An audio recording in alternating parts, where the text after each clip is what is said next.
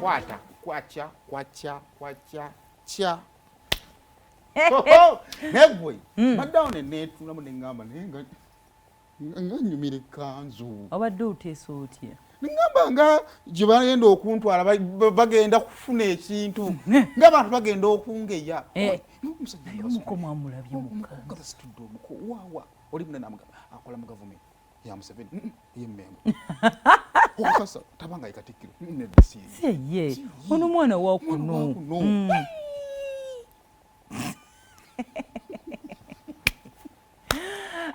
banaye ku telefine yaffe is a very very beautiful day eno ewaffe ne Buganda awamu ne Uganda at large. We are celebrating Kabaka Ssaabasajja era nga aweza emyaka 68 kudde wano oba birala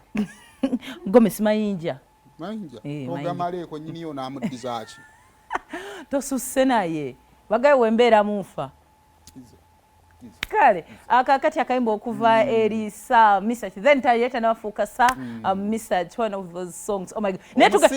tugenda nyumirwa show ya Misach ate kano mbadde sikajjukira bulungi ayina ennyimba nnyingi oyo Kamiliyoni n'abalala bangi be balina ennyimba n'akuba luno nogamba tenongamba dde nalwera badde njagala kufuluma zona ba mu show ya Kamiliyoni saa 8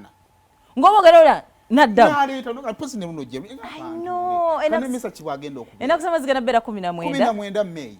wali Serena Hotel mutwalo 10 tebo ya bukadde busatu sa Misach atuwe tunakoyera eyo naye nga agenda tuwa olunaku olondo esunze nnyo It's gonna be a very beautiful day. Okay, kale CNG Fashion Collections lero yangabye walala naye nga bambi temwerabira mukazi wattu ayina gwe yampadde yanjiye mugomesi neera nga efforts ze yabeera nyamba zo yina olugoye lwoyagala mu buli kika kyonna era bwe ntunengaba ayi mukama Katonda taata gw'atalyanguzi kabaka wa bakabaka ng'oyambye abantu kama ne tuba tuli ku Sunday okyusa TV ku TV kabaka wa bakabaka taata n'ogamba mukama nze nalyaki bana abange bakola ki libo shikata ya mama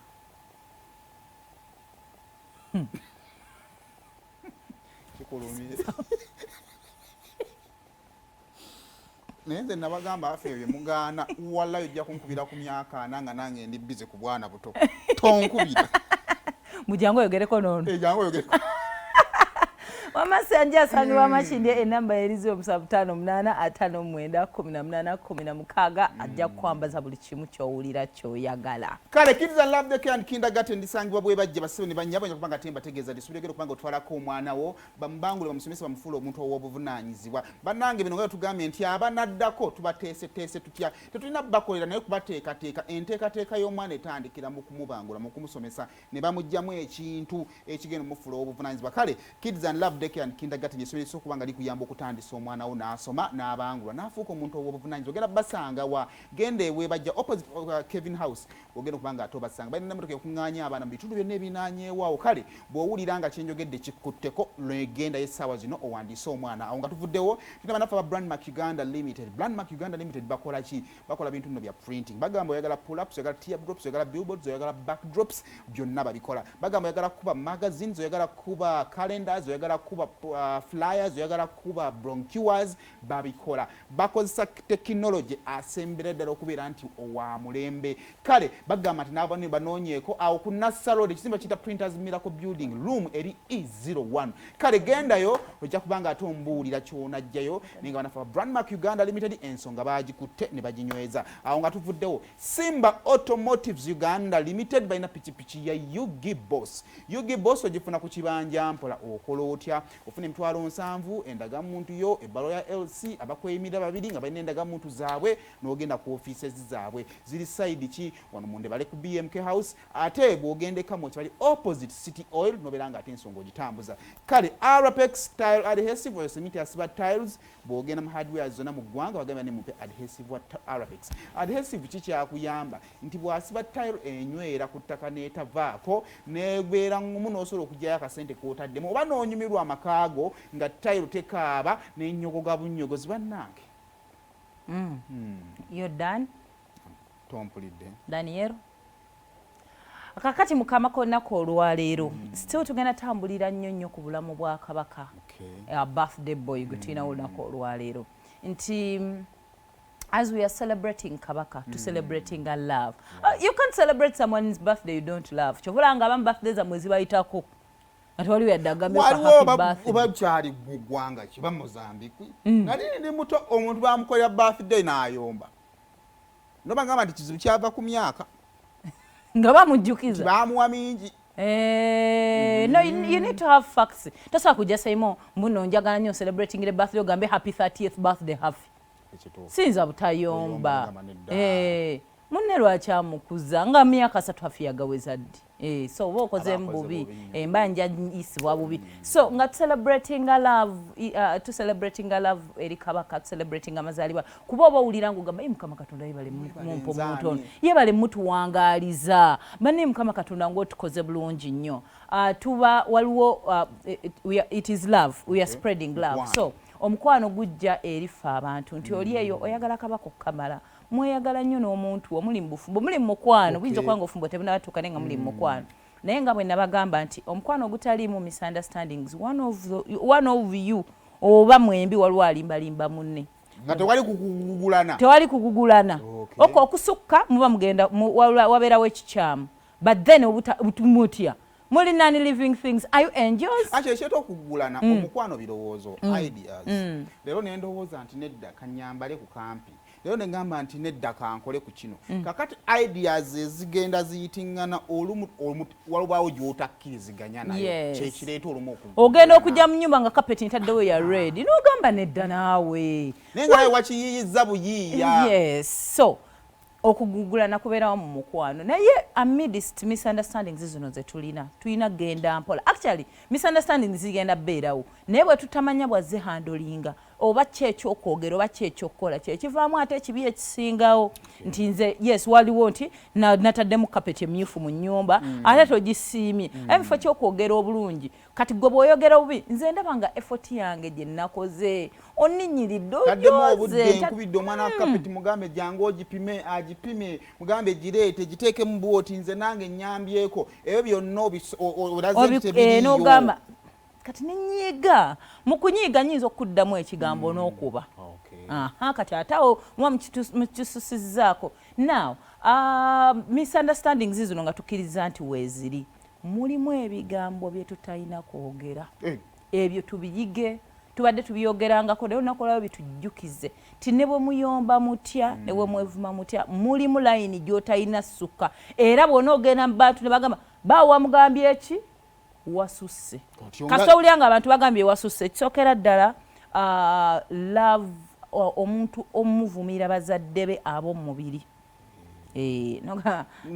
kanyo kaako kakitaawaako obunaku abazimbira ennyumba yes omuntu oba omukutte ewaluma mwandibadde omuntu asinga saawera baganda boggwe yes omuntu tomutuukanga nnyaawo eri bazadde be wamuzadde mulema oba kaddugavu oba kanaku oba gwe bateeka kufaananira baganda obajja ne bajjula nonze mbaliisizza bonna bagejjidde ku mmere yange totuukanga waawo ku muzadde w'omuntu ne bw'alibanga si muntu nti mweyagala eno gye tuyombera mu ntalo zaffe ez'emizigo totuukanga ku muzadde wa muntu nze osobola oba ntuuse ku ggumba era ne ku social media olumu tulabaawo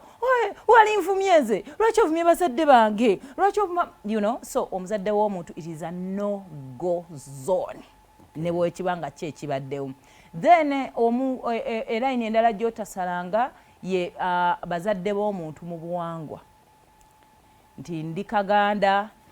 era tulina ebizibu byaffe mu Buganda bireke togendayo ebyo ebintu bituli mu musaayi njatambula eyo neebuzeebuze oli mu bantu oyogera weeyogerera bannaffe basoga be baliwo mulina ekivumo kyammwe kye mubavuma tovuma toyogera by'otamanyi actually kasukaali waliwo we nali ngamba baddaana nti omuntu ayogera ennyo naddala ku dekisi omuntu nga wosusa okwogera oyinza okwogera ebiyitira oba oli omuntu ngagamba naye nze tonnaba nno mugamba nti oba ova mu culture kyoba tribe kyan all that